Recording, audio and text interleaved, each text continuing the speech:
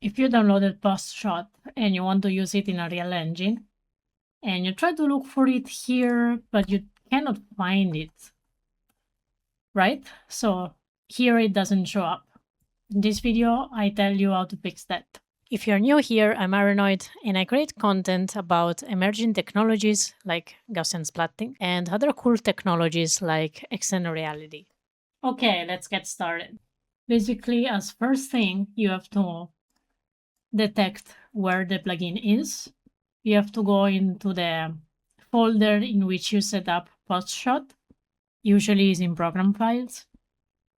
Then you go into plugins and you select the version of Unreal Engine that you selected when you were installing Postshot.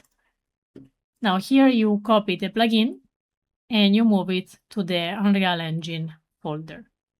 You have to copy the entire folder. You have to create a new folder, Postshot, inside plugins of Unreal, and then you restart Unreal. And it will automatically detect Postshot here. So you can already enable it and use it right away.